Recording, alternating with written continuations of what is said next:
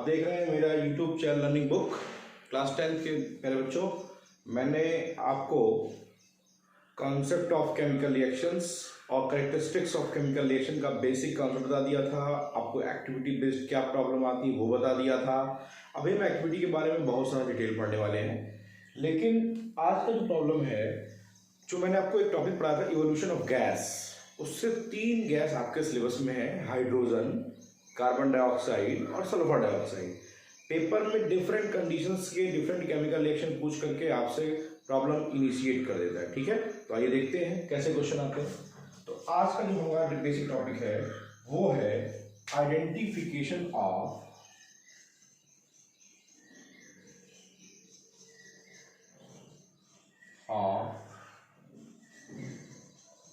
different types of gases, या यूं कह लीजिए कि टेस्ट कैसे टेस्ट करते हैं। ठीक है, फॉर एग्जांपल मैंने आपको बताया था कि जिंक है, ग्रेन्यूल जिंक के छोटे छोटे दाने, उनको HCl में डाल दीजिए, डायल्यूट HCl में डाल दीजिए, बनता है क्या, ZnCl2 plus hydrogen gas.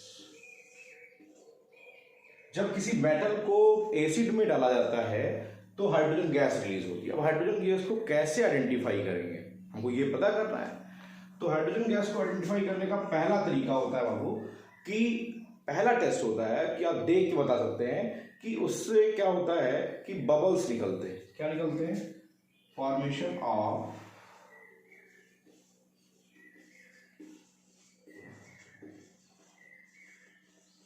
Bubbles. हाँ, बबल्स की साइज लार्ज होती है, और जब बबल्स निकलेगा तो भाई उसकी स्पीड होगी, उसकी जो स्पीड होती है वो स्लो होती है।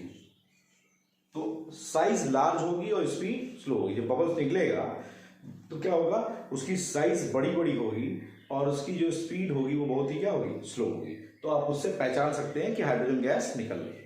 दूसरा टेस्ट इसका है जो आप बहुत आसानी से कर सकते हैं हाइड्रोजन का, आप पास जो भी गैस निकल रही है, hydrogen gas in soap solution. ठीक है, हाइड्रोजन गैस को सोप सोल्यूशन में पास कर दीजिए, और जब सोप सोल्यूशन में पास करेंगे then pass it from fire, आग के पास ऐसे हो जाएंगे। देन इट मतलब हाइड्रोजन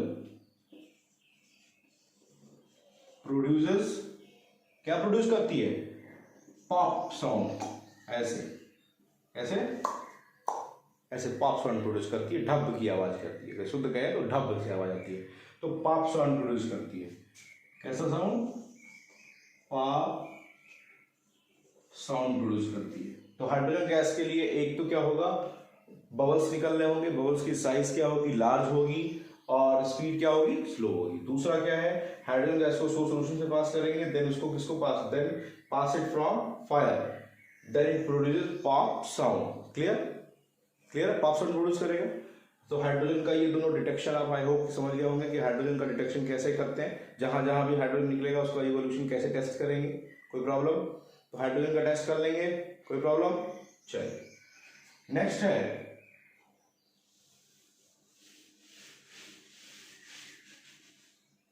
कार्बन डाइऑक्साइड। देखिए, हाइड्रोजन और कार्बन डाइऑक्साइड दोनों में ही बबल्स निकलते हैं, बस अंतर सिर्फ इतना होता है बाबू कि वहां पे साइज लार्ज थी, यहां साइज स्मॉल होगी। वहां पे स्पीड स्लो थी, यहां पे स्पीड क्या होगी, ट्रिमेंडस होगी, विगरस होगी, फास्ट होगी। यही दोनों का डिफरेंस है, दोनों का डिफरेंस है। तो कार्बन डाइऑक्साइड की पहली खासियत है कि ब्रिस्क इफरवेंस,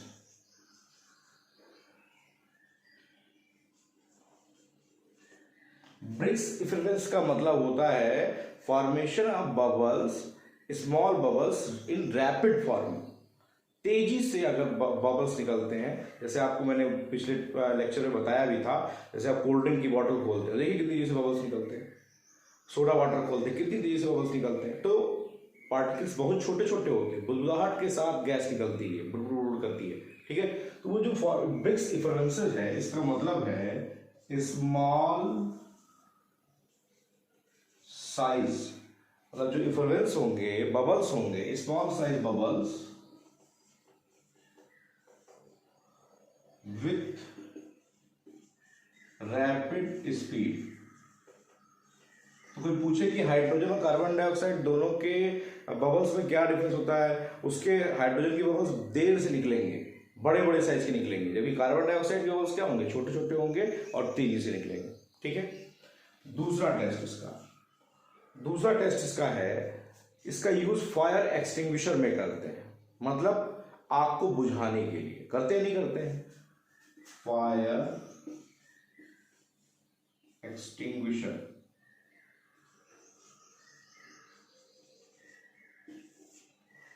क्या करेंगे, एक मैच स्टिक बर्न इसके सामने ले जाएंगे, अगर ये गैस निकल रही होगी तो वो मैच स्टिक क्या हो जाएगी, बंद हो जाएगी। तो फायर एक्सटिंग्विशर की तरीके से इसका यूज करके एप्लीकेशन पता कर सकते हैं। और तीसरा और लास्ट है, ये आपकी एक्टिविटी मैंने आपको पढ़ाया था कि जब कैल्शियम ऑक्साइड में को वाटर में डालते हैं, एक्सोथर्मिक रिएक्शन याद होगा आपको, एक्टिविटी नंबर आई होप 1.4 था, को वाटर में डालते हैं तो बनता है कैल्शियम हाइड्रोक्साइड। ये जो कैल्शियम हाइड्रोक्साइड है, इसको क्या बोलते हैं बाबू, इसको बोलते हैं क्विक लाइम, बताया था मैंने। इसको क्या बोलते हैं, स्लेट लाइम बोलते हैं, क्या बोलते हैं, स्लेट लाइम। तो ये जो कैल्शियम हाइड्रोक्साइड है, जिसको कि आप स्लेट लाइम कहते हैं, जब इसमें हम क्या पास करते हैं, कार्बन डाइऑक्साइड गैस पास करते हैं, क्या पास करते हैं, कार्बन डाइऑक्साइड पास करते हैं लो क्वांटिटी में, तो ये कन्वर्ट हो जाता है सीधे किसमें, कैल्शियम कार्बोनेट में।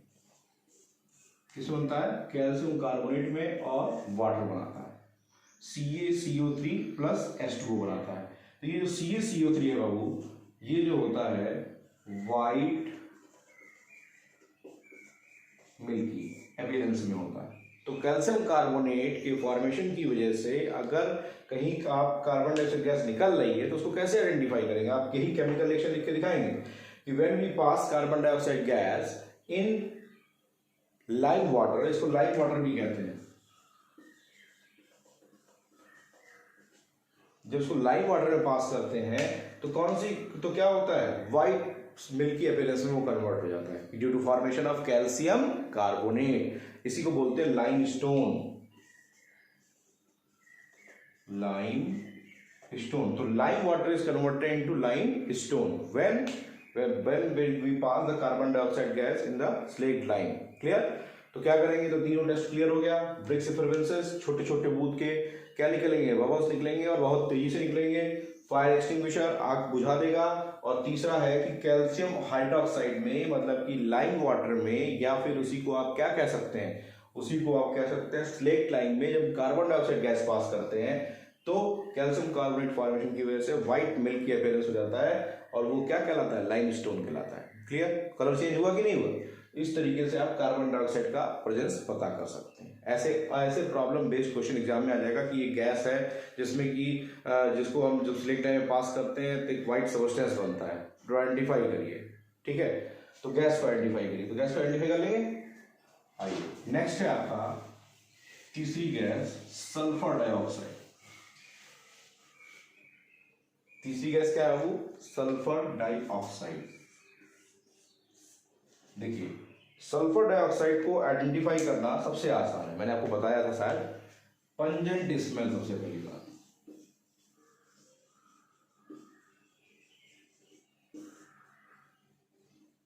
पंजेंट में सोचते हैं नाक में चुभने वाली, तीक्ष्ण गंध वाली, जैसे ही आप सुनेंगे तो नाक में लगेगी वो तेजी से, इसको बोलते हैं पंजेंट स्मेलिंग गैस। क्लियर। दूसरा जो इंपॉर्टेंट है, तो पहला तो ट्रिक पहचान लेंगे पंजेंट स्मेल होगा। दूसरा क्या है, इसको पता करने का जो दूसरा तरीका है पंजेंट स्मेल के साथ साथ, कि जब हम क्या करते हैं, जब हम सल्फर डाइऑक्साइड गैस जो निकली है इसको पास कर देते हैं एसिडिफाइड K2Cr2O7, इसको बोलते हैं पोटेशियम डाइक्रोमेट। पोटेशियम डाइक्रोमेट से पास कर देते हैं तो सल्फर डाइऑक्साइड पोटेशियम डाइक्रोमेट का कलर जो होता है भैया वो ऑरेंज कलर होता है। क्या होता है? ऑरेंज कलर होता है। और वो ऑरेंज कलर से जैसे ही इसमें सल्फर डाइऑक्साइड गैस पास करते हैं तो वो कन्वर्ट हो जाता है किस कलर में? ग्रीन कलर में। किस कलर हो जाता है? ग्रीन कलर में। क्लियर? तो इस तरीके से आप इसको ऑब्जर्व कर सकते हैं सल्फर डाइऑक्साइड को कि सल्फर डाइऑक्साइड क्या है। तो सल्फर डाइऑक्साइड एसिडिफाइड है, पोटेशियम डाइक्रोमेट पे जब पास किया जाता है तो सल्फर डाइऑक्साइड उसको ऑरेंज कलर को किसमें कन्वर्ट कर देता है? ग्रीन में कन्वर्ट कर देता है। तो जब भी एग्जाम में पूछे तो आप ये टेस्ट लिख दीजिए, कर लेंगे ना। तो कई लोग ये बताते हैं कि प्योर पोटेशियम डाइक्रोमेट है, ऐसा नहीं है, एसिडिफाइड पोटेशियम डाइक्रोमेट होगा, इस बात का ध्यान रखना। ठीक है, तो मेरे ख्याल से ये तीनों टेस्ट आपको क्लियर हो गए होंगे। इसके बाद हम लोग अभी आज टॉपिक स्टार्ट करने वाले हैं टाइप्स ऑफ केमिकल रिएक्शन। इसको नोट कर लीजिए।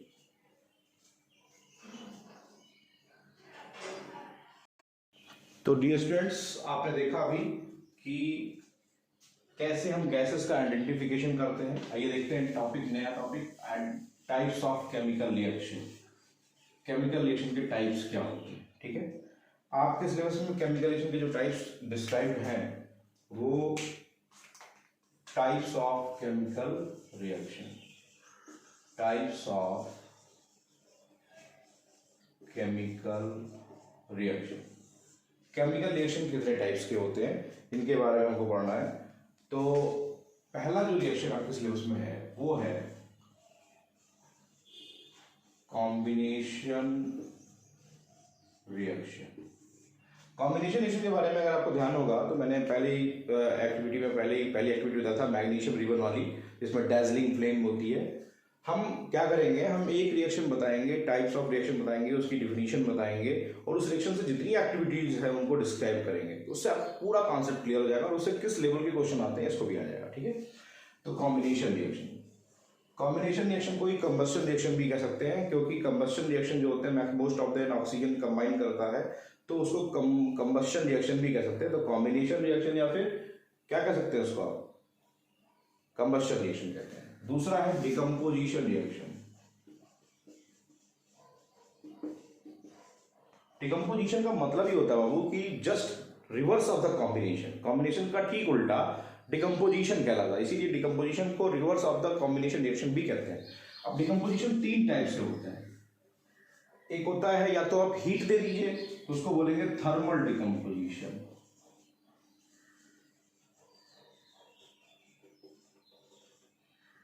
Thermal decomposition. जब भी थर्मल डिकम्पोजिशन होगा तो ये साइन बना होगा आपकी एरो के ऊपर। ठीक है, दूसरा है इलेक्ट्रिकल डिकम्पोजिशन या उसी को बोलते हैं इलेक्ट्रोलिसिस।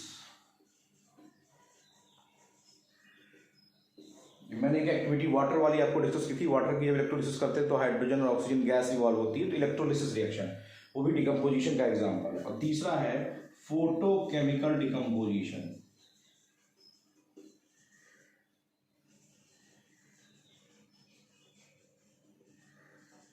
फोटोकेमिकल डिकम्पोजिशन रिएक्शन या इसी को बोलते हैं फोटोलिसिस। फोटोलिसिस होगा तो एरो के ऊपर H न्यू लिखा होगा। क्या लिखा होगा? H न्यू लिखा होगा। तो डिकम्पोजिशन रिएक्शन तीन टाइप के होते हैं, thermal decomposition, electrolysis, photochemical decomposition. और फोटो डिकम्पोजिशन याद करिए, सिल्वर ब्रोमाइड और सिल्वर क्लोराइड वाला बताया था मैंने, जिसमें सनलाइट की वजह से वो ब्रेक डाउन हो रहा था। Silver bromide black and white photography में यूज होता है। क्यों? क्योंकि जब आप उसको सिल्वर ब्रोमाइड को फोटोलिसिस कराते हैं तो वो करता क्या है कि जो आपकी निगेटिव होती है, निगेटिव का मतलब समझते हैं, जो इस फोटो खींचते हैं तो जो वो ब्लैक कलर की रील होती है वो क्या करता है, सिल्वर ब्रोमाइड उसको ब्रेक डाउन करता है, उसके ऊपर की सरफेस को जो होती है ब्लैक फिल्म होती है उसको गायब करता है। जब ब्लैक फिल्म गायब होगी तो डिकम्पोज होगी तो क्या हो जाएगा, ब्रोमीन जो होता है वो कलर एग्जिस्ट करता है, और कलर एग्जिस्ट करने की वजह से क्या होता है, पूरी की पूरी फिल्म क्लियर हो जाती है और हमारी जो ब्लैक फिल्म थी वो हट जाती है, तो एक कलर्ड फिल्म जनरेट हो जाती है। तो कलर्ड फिल्म को जनरेट करने का काम कौन करता है? Silver bromide. लेकिन जब आप केवल ब्लैक एंड व्हाइट बनाना चाहेंगे तो सिल्वर ब्रोमाइड को आप यूज कर सकते हैं, लेकिन कलर्ड फिल्म के लिए जब सिल्वर ब्रोमाइड को एक्सटेंसिवली हीट करेंगे तो वो क्या हो जाएगा, सिल्वर ब्रोमाइड ब्लैक फिल्म को भी हटा देगा, तो फिर क्या हो जाएगा, ब्लैक कोटिंग नहीं रह जाएगी, तो ब्लैक एंड व्हाइट फोटोग्राफी के लिए यूज नहीं कर पाएंगे। फिलहाल सिल्वर ब्रोमाइड और सिल्वर क्लोराइड का ब्रेकडाउन जो होता है वो डिकम्पोजिशन की वजह से होता है। ठीक है, तीसरा एग्जाम्पल जो आपके सिलेबस में है वो है डिस्प्लेसमेंट रिएक्शन। डिस्प्लेसमेंट याद होगा, जो मैंने बताया था कॉपर सल्फेट में जब आयरन नील को डिप करते हैं तो डिस्प्लेसमेंट होता है, उसका कलर ब्लू से किसमें कन्वर्ट हो जाता है, ग्रीन में कन्वर्ट हो जाता है। चौथा है डबल डिस्प्लेसमेंट।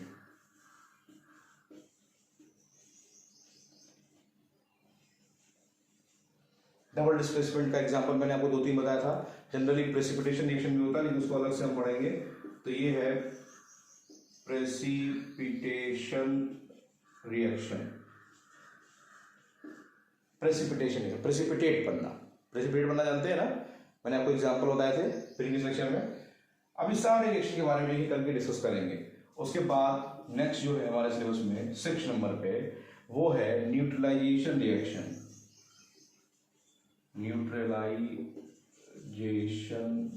रिएक्शन। जब कोई एसिड और बेस आपस में रिएक्ट करते हैं तो सॉल्ट एंड वाटर बनता है, तो और हीट निकलती है, तो उसको बोलते हैं न्यूट्रलाइजेशन रिएक्शन। तो एसिड बेस रिएक्शन किसको बोलते हैं, इसलिए neutralisation reaction is also known as acid base reaction, acid base combination reaction. ठीक है, और 7वां पॉइंट जो आपके सिलेबस में है वो है रिडॉक्स रिएक्शन।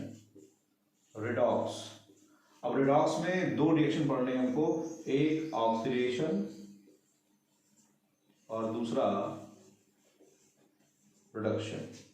ऑक्सीडेशन रिएक्शन और रिडक्शन रिएक्शन, इस तरीके से हमारे सिलेबस में टोटल ओवरऑल 7 नेम रिएक्शन है, जिसमें कि पहला था कॉम्बिनेशन रिएक्शन, दूसरा डिकम्पोजिशन, तीसरा डिस्प्लेसमेंट, चौथा डबल डिस्प्लेसमेंट रिएक्शन, 5वां आपका हो गया प्रेसिपिटेशन रिएक्शन, 6वां हो गया न्यूट्रलाइजेशन रिएक्शन और 7वां है ऑक्सीडेशन रिडक्शन रिएक्शन या रिडॉक्स रिएक्शन। क्लियर? तो कुल मिलाकर के ये 7 टाइप के केमिकल रिएक्शन हैं। और मैं एक आपको अलग से पढ़ाऊंगा 8वां डिस्प्रपोर्शनेशन रिएक्शन।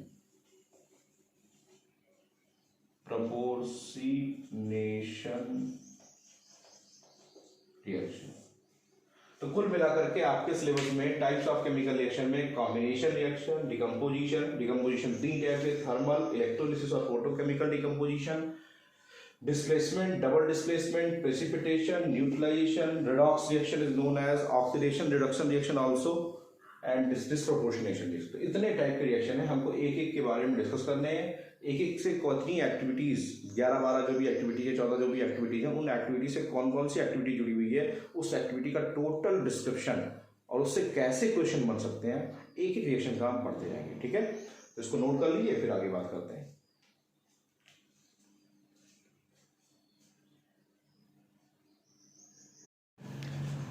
तो डियर स्टूडेंट्स, अभी हमने देखा कि कितने टाइप के केमिकल रिएक्शंस हमको इस टॉपिक में पढ़ने हैं। ठीक है, टोटल 7 टाइप्स के केमिकल रिएक्शन है। अब आपके दिमाग में आ रहा होगा कि सर आपने एंडोथर्मिक और एक्सोथर्मिक रिएक्शंस की बात क्यों नहीं की।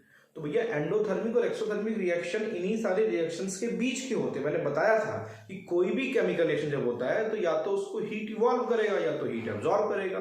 तो हीट इवॉल्व करेगा तो वो एक्सोथर्मिक, एब्जॉर्ब करेगा तो एंडोथर्मिक, बीच बीच में टॉपिक आता रहेगा, तो देखते रहेंगे। तो आइए हम स्टार्ट करते हैं। सबसे पहला रिएक्शन आपका combination reaction.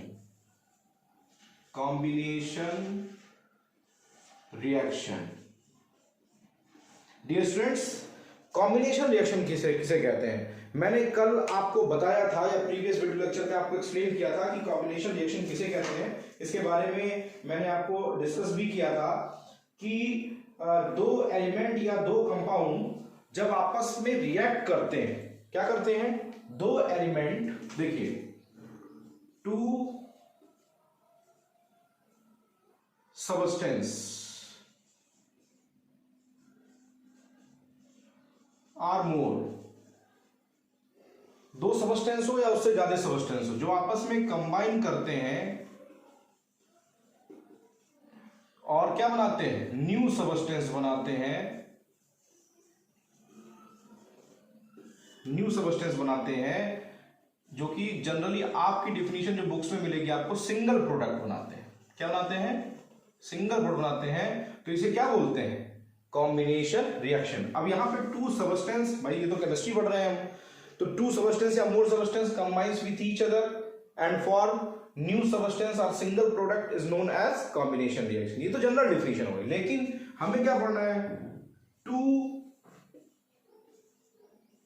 Are more element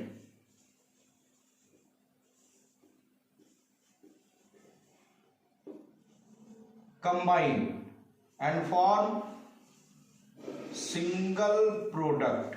अभी सबके एग्जांपल बताऊंगा, या two or more compound combine and form single product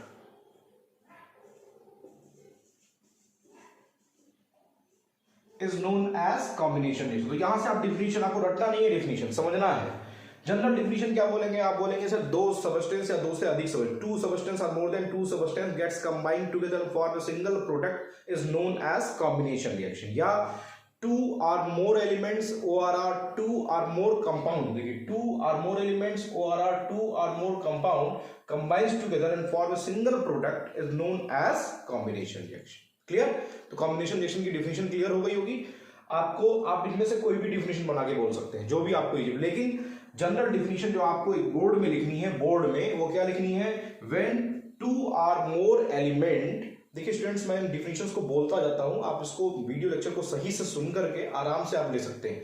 to or more elements ORR two or more compound combines together and form a single product, then the reaction is known as combination reaction. अब आप ध्यान से देखें तो इन तीनों ही condition में, ये जो कंडीशन, ये तीनों है, ये क्या है आपके, ये रिएक्टेंट है और इधर क्या बन रहा है, ये प्रोडक्ट बन रहा है। तो रिएक्टेंट किस में कन्वर्ट हो रहा है, प्रोडक्ट में कन्वर्ट हो रहा है, सिंगल प्रोडक्ट में कन्वर्ट हो रहा है। तो ये कॉम्बिनेशन रिएक्शन है, क्योंकि कुछ बन रहा है, सिंथेसाइज हो रहा है। इसीलिए कभी कभी कॉम्बिनेशन रिएक्शन को सिंथेसिस रिएक्शन भी कहते हैं। क्या बोलते हैं इसको, this is also known as synthesis reaction. क्या बोलते हैं, synthesis reaction. Combination reaction is also known as synthesis reaction. अब मैं इसको एग्जांपल समझाता हूं आपको। जैसे मान लीजिए ये दो एलिमेंट हैं, ठीक है, ये दो एलिमेंट है, सपोज दैट ये दो एलिमेंट है, ठीक है, ये आपके सामने है, ये दो एलिमेंट्स है, एक एलिमेंट ए है, एक एलिमेंट बी है, दोनों आपस में कंबाइन हो गए।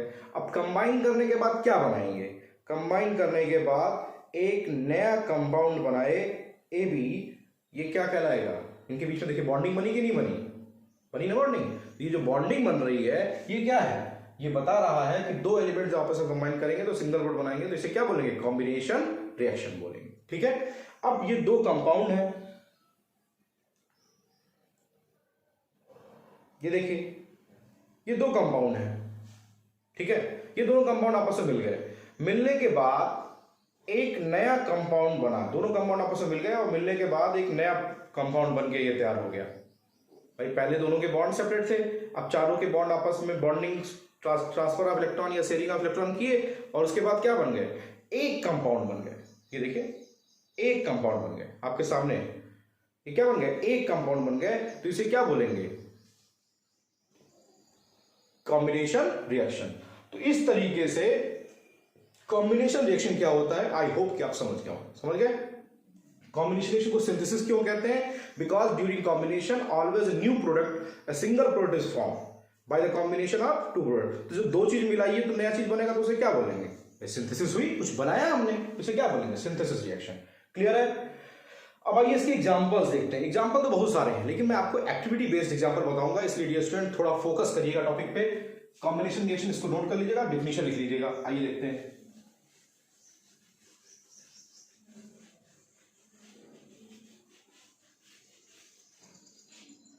सबसे पहली आपकी जो एक्टिविटी है, एक्टिविटी नंबर 1.1, एक्टिविटी 1.1, ये जो एक्टिविटी है, इस एक्टिविटी को अगर आप ध्यान से सुनिए, मैं वही बार आपको बता चुका, मैंने पहले भी कहा था कि आप मेरे वीडियो लेक्चर को देखेंगे सारी एक्टिविटी याद हो जाएगी। क्या है, व्हेन टू एलिमेंट्स, देखिए magnesium that is solid, oxygen that is gas, combines together and form magnesium oxide in powder form. ये किस फॉर्म में बनता है? पाउडर फॉर्म में बनता है। ये दोनों आपस में क्या किए? कंबाइन किए हैं विथ, यहां पे क्या कंडीशन आ रही है? With dazzling flame. यहां डैजलिंग फ्लेम जो होती है, जस्ट लाइक जैसे आप दीपावलियों में छुरछुरी जलाए ना, जस्ट लाइक वैसे ही वही फ्लेम यहां मिलती है, डैजलिंग फ्लेम मिलती है। मैग्नीशियम मेटल है ये आपकी मैग्नीशियम मेटल है। मैग्नीशियम मेटल ऑक्सीजन के साथ कंबाइन हो रही है, मैग्नीशियम ऑक्साइड बन रहा है। क्या बन रहा है? मैग्नीशियम ऑक्साइड बन रहा है। अब आपके बोर्ड में क्वेश्चन कैसे बनता है? देखिए यहां पे दो एलिमेंट है, ये एक एलिमेंट, ये दोनों कंबाइन किए एक नया बोर्ड बना, रिएक्शन बैलेंस कर लिया जाए। यहां देखिए ऑक्सीजन एक है, यहां दो है, तो यहां क्या करेंगे? मैंने स्टैचोमेट्री आपको बताया था, स्टैचोमेट्री जो उसके आगे हो, ये 2 mg हो जाएगा, तो मैग्नीशियम यहां 2 हो गया, तो यहां क्या हो जाएगा? 2। तो 2 magnesium element combined with oxygen and form 2 MgO in powdered form, that is magnesium oxide. It is magnesium. These two elements combines and form a new product. That's why it is also known as synthesis reaction. Clear? अब with dazzling flame आपसे कहेगा कि एक metal ए है जो oxygen की presence में जब उसको बर्न करते हैं, क्या करते हैं? यहाँ पे बर्न करते हैं, बर्निंग प्रोसीजर है, बर्न करते हैं तो क्या बनता है? एक पाउडर प्रोडक्ट बनता है विथ डैजलिंग फ्लेम। क्या बनता है? डैजलिंग फ्लेम के साथ। तो आइडेंटिफाई करिए एलिमेंट्स को और रिएक्शन कंप्लीट करिए। ये आपके प्रीवियस ईयर बोर्ड में 2016-17 के बोर्ड पेपर में आ चुका है। क्वेश्चन क्या है कि when a metal A combines with oxygen in the presence of heat, then it is converted into magnesium, it is converted into powdered form with dazzling flame, with white dazzling flame, white dazzling flame। ये जो dazzling flame होती है किस colour की होती है? White, colourful नहीं होती है, व्हाइट होती है। तो व्हाइट डैजलिंग फ्लेम के साथ ये बर्न होता है तो मैग्नीशियम ऑक्साइड बनता है। आपसे क्वेश्चन ऐसे बोलेगा कि एक मेटल एक ऑक्सीजन के साथ बर्न की जाती है तो पाउडर फॉर्म बनाती है डैजलिंग फ्लेम के साथ, तो आइडेंटिफाई करिए एलिमेंट को और रिएक्शन कंप्लीट करिए। कर लेंगे। अब इससे इस एक्टिविटी से दूसरा क्वेश्चन क्या पूछता है? कहता है कि जब हम मैग्नीशियम रिबन को ऑक्सीजन की वजह से बर्न करने जाते हैं तो उससे पहले उसको सैंड पेपर से मैग्नीशियम मेटल को, रिबन को हम क्या करते हैं? मैग्नीशियम मेटल जो रिबन के फॉर्म होते हैं, रिबन देख रहे स्ट्रिप्स, उसकी स्ट्रिप को साफ करना पड़ता है। क्वेश्चन है क्यों? With sand paper. Magnesium ribbon को बिफोर बर्निंग प्रोसीजर हमको उसकी स्ट्रिप को साफ करना पड़ता है। मैग्नीशियम एक बहुत ही रिएक्टिव मेटल है, तो एटमॉस्फेयर में कार्बन डाइऑक्साइड, आपको पता है एटमॉस्फेयर में कार्बन डाइऑक्साइड है, तो होता क्या है कि कार्बन डाइऑक्साइड से कंबाइन करके मैग्नीशियम की सरफेस पे, यदि मान लीजिए ये मैग्नीशियम रिबन है तो इसकी जो सबसे ऊपर की सरफेस होती है, इस सरफेस पे एक लेयर बन जाती है मैग्नीशियम कार्बोनेट की। किसकी बन जाती है? मैग्नीशियम कार्बोनेट की, MgCO3 मैग्नीशियम कार्बोनेट। अब यहाँ MgCO3 क्या आया? Mg पे आप जानते हैं +2 चार्ज होता है, 9th में पढ़ के आए। कार्बोनेट, कार्बोनेट पे होता है -2, तो ये देखिए दोनों की वैलेंसी +2 -2 कैंसिल हो गया, तो बना गया MgCO3। तो मैग्नीशियम कार्बोनेट की लेयर होती है, उसको हमको तो जब आप बर्न करने जाएंगे तो क्या होगा? ऊपर एक सरफेस बनी हुई है तो रिएक्टिव नहीं रहेगा, तो पहले हम इसको क्या करते हैं? सैंड पेपर लेकर के इसको धीरे धीरे सैंड पेपर से जब इसको रब करेंगे तो ये मैग्नीशियम कार्बोनेट की लेयर क्या हो जाएगी? वाश हो जाएगी, खत्म हो जाएगी, फिर आप उसको बर्न करेंगे। तो क्वेश्चन ये आता है कि before burning procedure of magnesium ribbon why we can use sand paper to rub on it. Why, क्यों यूज करते हैं? To remove the basic layer of, basic मतलब एसिड बेस वाला बेसिक। ये मैग्नीशियम कार्बोनेट जो होता है भैया बेसिक नेचर का होता है, तो इस बेसिक लेयर को, मैग्नीशियम कार्बोनेट को रिमूव करने के लिए हम क्या करते हैं? इस बेसिक लेयर को सैंड पेपर लेकर के वॉश कर देते हैं, तो ये साफ हो जाता है। क्लियर? तो दो क्वेश्चन से बनता है। क्लियर हो गया डियर? बोलिए।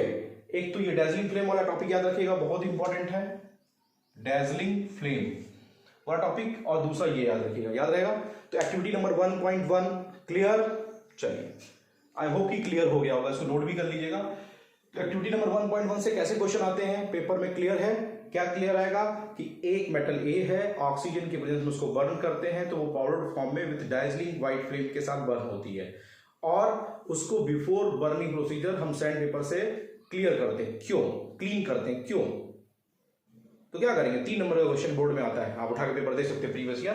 तो मेरे अकॉर्डिंग आप चलिए, एक्टिविटी बेस में आपको चैप्टर पढ़ाऊंगा, पूरी एक्टिविटी याद जाएगी, ये ध्यान रखिएगा। तो एक्टिविटी नंबर 1.1 क्लियर? चलिए, दूसरा एग्जाम्पल, अब कंपाउंड के बारे में आ रहा है, तो आइए कंपाउंड को देखते हैं।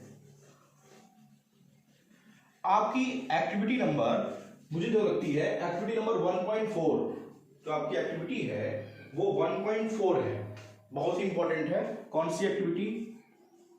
एक्टिविटी 1.4 मार्क करते चलिएगा। सारे पॉइंट्स आपको क्लियर करूंगा, कैसे क्वेश्चन पेपर में आते हैं ये भी क्लियर होंगे। एक्टिविटी 1.4 जो है वो भी कॉम्बिनेशन रिएक्शन का एग्जांपल है, और वो एलिमेंट नहीं होकर के किस पे बेस्ड है? वो बेस्ड है किस पे? वो बेस्ड है आपके फर्दर एग्जांपल्स पे, जो कि मैंने बताया 2 या 2 से अधिक कंपाउंड जब कंबाइन करते हैं। तो देखिए ये आप इनको जानते होंगे, कैल्शियम ऑक्साइड। कैल्शियम ऑक्साइड को बोलते हैं क्विकलाइन। क्या बोलते हैं? क्विकलाइन। क्विकलाइन को जब वाटर में डिसॉल्व करते हैं, ये सॉलिड है, इसको वाटर में डिसॉल्व करते हैं, इसको कैल्शियम ऑक्साइड भी कहते हैं। वो क्या कहते हैं? Calcium oxide. वाटर में जब डिसॉल्व करते हैं तो ये करता क्या है? कैल्शियम हाइड्रोक्साइड बनाता है, CaOH का होल ट्वाइस बनाता है। रिएक्शन बैलेंस है, यानी कि एक कैल्शियम, ऑक्सीजन 2 है तो 2 ऑक्सीजन, और हाइड्रोजन 2 है तो 2 हाइड्रोजन। इसको बोलते हैं कैल्शियम हाइड्रोक्साइड।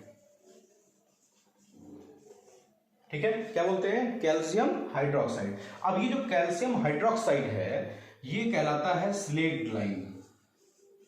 क्या बोलता है? Slaked lime. क्लियर? अब क्या हुआ? ये भी एक कंपाउंड है, ये भी एक कंपाउंड है। 2 कंपाउंड आपस में रिएक्ट किए और क्या निकाले? एक कंपाउंड नया बनाए, कैल्शियम हाइड्रोक्साइड, प्लस यहां हीट निकलती है। हीट निकलती है तो हीट निकलती है, सर क्या मतलब हो गया? मतलब हीट निकल रही है, इसका मतलब this reaction is an example of exothermic reaction. देखिए मैंने अभी स्टार्टिंग में आपसे बोला था, मतलब जब क्विकलाइन को वाटर में डिसॉल्व करते हैं तो जो कैल्शियम हाइड्रोक्साइड या स्लेट लाइन बनता है उसको क्या बनता है? हीट, तो वो एक्सोथर्मिक कहलाता है। अब क्विकलाइन को क्या बोलते हैं? बिना बुझा हुआ चूना। बिना बुझा हुआ चूना। कभी कभी क्या होता है कि आप कहीं किसी कंपटीशन में जाएं और कोई आपसे इंट्रोडक्शन में पूछ ले, भाई बिना बुझा हुआ चूना क्या है? क्विकलाइन तो सबको याद रहेगा, लेकिन बिना बुझा हुआ चूना किसे कहते हैं? कैल्शियम ऑक्साइड को। बुझा हुआ चूना किसे? बुझा के मतलब उससे हीट निकल गई, वो कौन सा? Calcium hydroxide. अब इससे क्वेश्चन क्या बनता है इस एक्टिविटी से? इतना तो क्लियर हो गया होगा। ये जो कैल्शियम हाइड्रोक्साइड है, पुराने जमाने में हमारे यहाँ ये पेंट नहीं होते थे। ये पेंट जो हम यूज करते हैं कि ये पिंक कलर से घर रंगवाएंगे, ये करेंगे व्हाइट वॉशिंग के लिए। इसके लिए व्हाइट वॉशिंग के लिए, यही वर्डिंग याद रखिएगा, व्हाइट वॉशिंग। इसी के नाम से बोर्ड में पूछा जाता है, व्हाइट वॉशिंग के लिए। तो व्हाइट वॉशिंग के लिए हम कौन सा केमिकल यूज करते थे? व्हाइट वॉशिंग के लिए कैल्शियम हाइड्रोक्साइड यूज करते थे। ठीक, क्वेश्चन आता है कि एक केमिकल सब्सटेंस ए है जो कि वाटर के साथ रिएक्ट करके एक सब्सटेंस बी बनाता है। वो सब्सटेंस बी व्हाइट वॉशिंग के लिए वॉल्स पे यूज किया जाता था, जो कि after some time shiny appearance, white shining appearance produce करता था। तो आइडेंटिफाई करिए एलिमेंट, कंपाउंड ए को, कंपाउंड बी को और उस साइनिंग प्रोडक्ट को। समझ में आया क्वेश्चन क्या क्या है? कि एक सब्सटेंस ए है जिसको वाटर के साथ रिएक्ट करने पर एक सब्सटेंस बी बनता है, जो कि व्हाइट वॉशिंग के लिए, वॉल्स को व्हाइट वॉशिंग के लिए यूज किया था। तो आइडेंटिफाई कर लेंगे आपके सामने।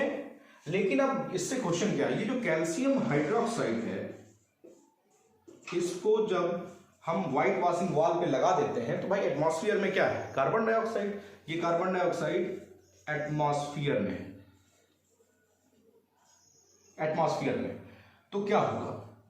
एटमॉस्फेयर से धीरे धीरे क्या होता है कि जो हम व्हाइट वॉशिंग करते हैं उस पे से कार्बन डाइऑक्साइड आकर के कैल्शियम हाइड्रोक्साइड से रिएक्ट करता है, धीरे धीरे स्लोली रिएक्ट करता है। 1 दिन 2 दिन के बाद क्या होता है? एक कैल्शियम कार्बोनेट में कन्वर्ट हो जाता है। किसमें कन्वर्ट हो जाता है? कैल्शियम कार्बोनेट में, और प्लस वाटर मॉलिक्यूल में। ठीक है, वाटर वेपर के फॉर्म में निकल जाता है। बचता क्या है? कैल्शियम कार्बोनेट, जो कि व्हाइट अपीयरेंस में आता है, व्हाइट साइनिंग अपीयरेंस में आता है। किसमें आता है? व्हाइट साइनिंग अपीयरेंस में आता है। क्लियर है?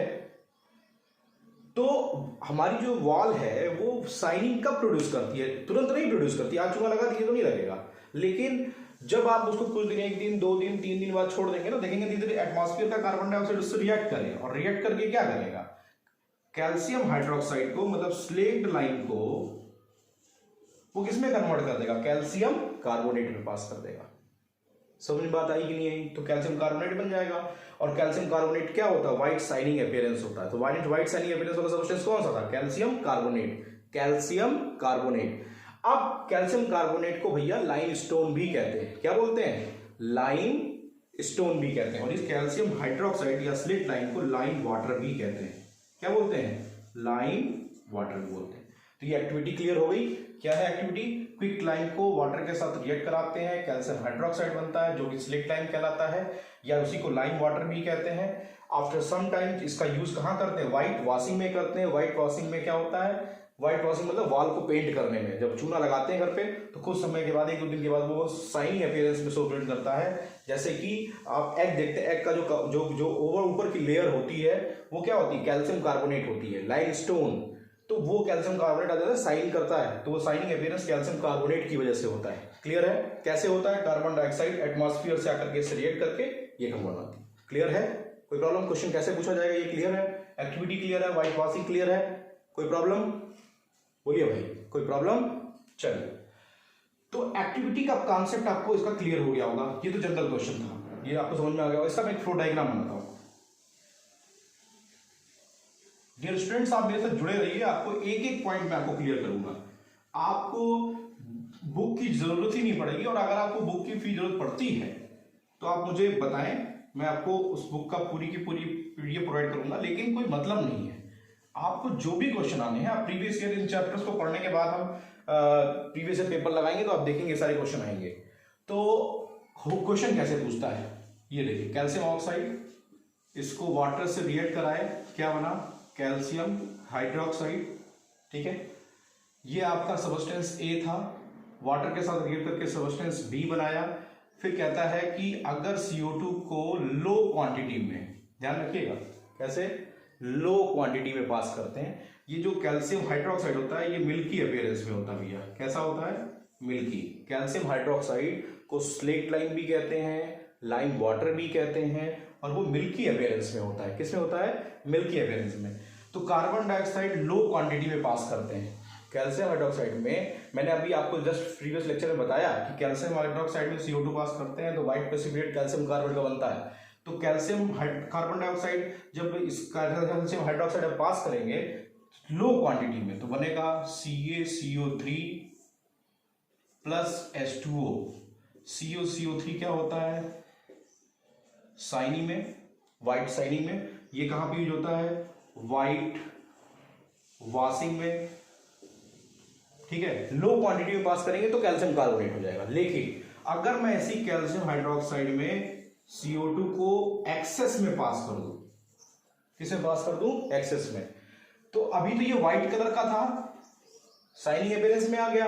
लेकिन अगर मैं उसी CO2 को एक्सेस क्वांटिटी पास कर दूं, ये कन्वर्ट हो जाता है बाबू कैल्शियम बाइकार्बोनेट में। किसमें? कैल्शियम बाई, उसको बोलते हैं कैल्शियम बाई कार्बोनेट। और ये क्या होता है? कलरलेस होता है। तो सबस्टेंस ए ये हो गया, बी ये हो गया, सी ये हो गया और डी ये हो गया। अब इस चारों को मिला के क्वेश्चन आपसे पेपर में पूछे जाते हैं। कैसे कैसे? कहेगा एक सबस्टेंस ए है, ध्यान से सुनिएगा, एक सबस्टेंस ए है जो वाटर के साथ रिएक्ट करके एक सबस्टेंस बी बनाता है जिसका यूज व्हाइट वॉशिंग में करते हैं। क्लियर? उस सबस्टेंस को जब लो क्वांटिटी में CO2 से रिएक्ट कराते हैं तो एक व्हाइट शाइनिंग अपीयरेंस वाला सबस्टेंस बनता है। लेकिन जब उसी सबस्टेंस को ये सी बनता है, और जब उसी सबस्टेंस मतलब कि मिल्की व्हाइट वॉशिंग वाले में हम CO2 एक्सेस में पास करते हैं तो जो उसका मिल्की अपीयरेंस था कैल्शियम हाइड्रोक्साइड का वो डिसअपीयर हो जाता है, कलरलेस हो जाता है।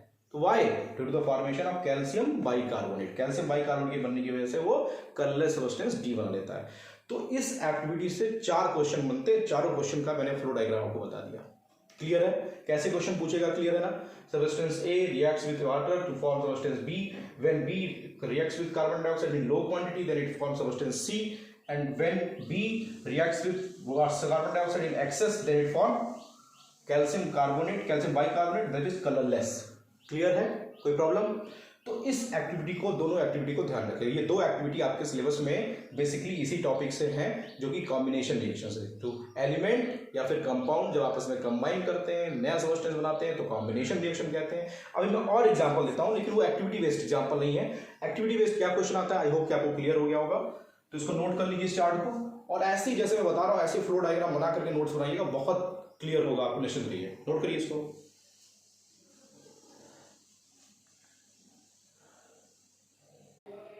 डियर स्टूडेंट्स, अभी आपने देखा प्रीवियस लेक्चर में मेरे जस्ट अभी ऊपर आपने लेक्चर में देखा है कि मैंने कॉम्बिनेशन रिएक्शन के डिफरेंट एग्जांपल्स बताए, जो एक्टिविटी बेस्ड आपके क्वेश्चन आते हैं वो एक्सप्लेन कर दिया। अभी हमें जानना है different types of chemical reactions के बारे में। इसमें combination reaction between two elements का एग्जाम्पल देते हैं। इसमें देखिए हाइड्रोजन और ऑक्सीजन कंबाइन करके वाटर बनाता है, ना सोडियम और क्लोरीन रख करके NaCl, जिसको कि कॉमन सॉल्ट भी कहते हैं या टेबल सॉल्ट भी कहते हैं। आयरन सल्फाइड FeS देख ही रहे हैं। H2Cl2 HCl बनाता है। N2+3H2 फिफ्थ एग्जाम्पल देखिए, तो 2 अमोनिया मालिक्यूल बना रहा है। ये प्रोसेस हैबर्स प्रोसेस कहलाता है। नोट्स बनाते समय उसमें आप मार्क कर लीजिएगा, इस प्रोसेस को हैबर्स प्रोसेस कहते हैं।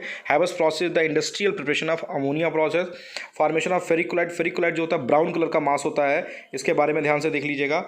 अगर आप ध्यान से देखें तो Fe+3Cl2 गिव्स आउट 2FeCl3।